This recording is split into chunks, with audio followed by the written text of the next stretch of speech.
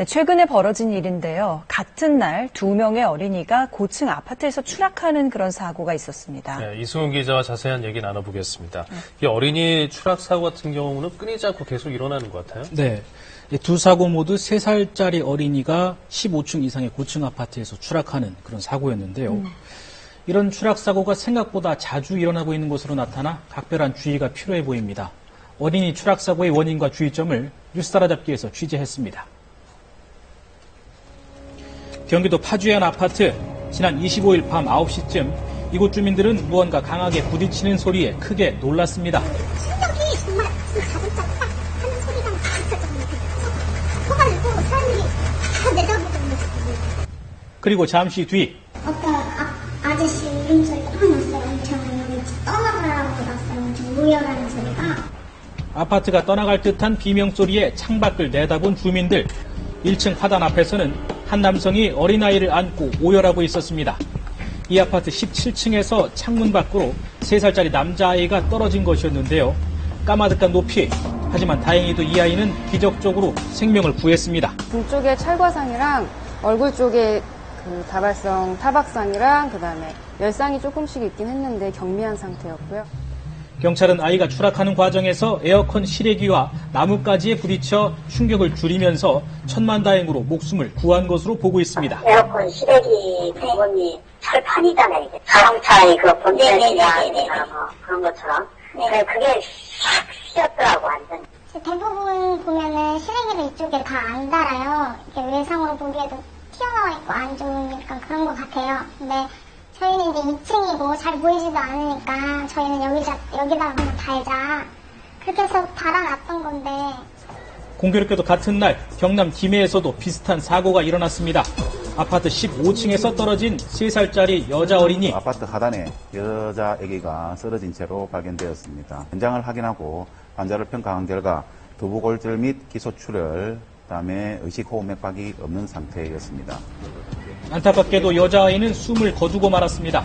숨진 김 모양은 베란다 밖에 있던 에어컨 실외기를 밟고 올라갔다가 추락한 것으로 추정되는데요. 부모가 잠시 자리를 비운 사이 낮잠에서 깬 어린이가 혼자 집에 있다 변을 당한 것으로 경찰은 보고 있습니다. 큰아들 데리러 유치원에서 올 시간이 돼갖고 작은 거 보고 큰아들 데리러 가세요. 그래서 끔찍한 어린이 추락 사고.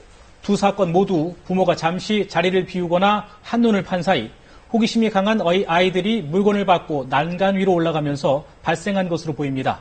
문제는 이런 추락 사고가 생각보다 빈번하게 일어나고 있다는 겁니다. 해마다 되풀이되고 있는 추락 사고. 6살짜리 어린이가 방충망 틀이 부서지면서 함께 추락해 5살 난 남자아이가 아파트 9층에서 떨어졌다. 서울소방본부의 조사 결과 질병을 뺀 순수사고로 119 구급대에 이송된 7살 이하 어린이 가운데 41%가 추락사고로 집계되기도 했습니다. 지난해 강원도의 한 리조트에서는 7층 객실에 투숙하고 있던 6살과 4살 남매가 한꺼번에 발코니 밖으로 추락하는 사고가 발생하기도 했는데요. 이렇게 호기심이 강한 7살 미만 아동들의 경우 부모가 잠시 한눈을 판 사이 순식간에 끔찍한 사고에 노출될 수 있습니다. 아이들은 우리 아시다시피 호기심이 굉장히 왕성합니다.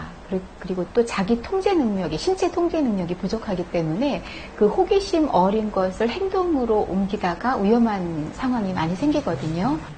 서울의 한 아파트에서 7살과 4살 남매를 키우고 있는 송나경 씨의 집은 17층인데요. 송 씨는 잇따라 들려오는 고층 아파트의 어린이 추락사고 소식이 남의 일 같지가 않습니다. 갑자기 유치원 끝난 시간에 또 어떻게 둘째가 낮잠 시간이에요. 그래서 안고 가거나 이렇게 유모차 태우고 가면 깰까봐 잠깐 몰래 갔다 오는 경우가 있는데. 송 씨의 경우 베란다에 어린이용 소파와 책상 등을 내놓고 놀이공간으로 활용하고 있습니다. 공간 활용 면에서는 효율적이지만 이럴 경우 상대적으로 어린이 추락사고의 위험이 높을 수밖에 없습니다. 어린이가 창문 근처에서 생활하는 시간이 많아지는 데다 가구나 다른 물건을 밟고 창 위쪽으로 올라갈 수 있기 때문입니다.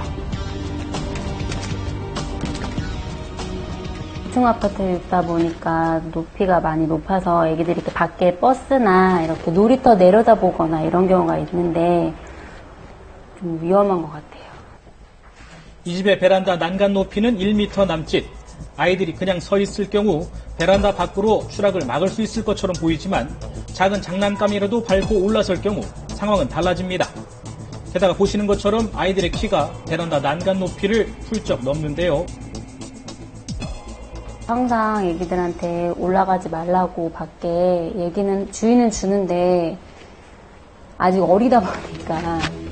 현행법상 규정된 아파트 난간의 높이는 120cm. 하지만 일부 아파트의 경우 실질적인 난간의 높이가 이에 미치지 못하는 경우가 많은 것으로 나타났습니다. 특히 베란다 주위에 놓인 가구나 자전거, 다른 물건들을 밟고 올라설 경우 난간은 무용지물이 됩니다. 여기에 날씨가 더운 여름철에는 창문을 열어놓고 지내는 날이 많아 사고의 위험은 더 커지는데요. 소비자보호원의 조사 결과 내년 5월부터 8월 사이 여름철에 아동 추락사고가 집중되고 있는 것으로 나타났습니다. 방충망을 항상 잠궈 놓으시고 그 창문 주변에 이제 올라탈 수 있는 의자나 다른 높은 장난감 같은 경우는 다른 곳에 배치해 주셨으면 좀 더 안전사고에 많은 도움이 될 것 같습니다. 본격적인 여름철, 끔찍한 어린이 추락사고를 막기 위한 세심한 주의와 예방 조치가 필요해 보입니다.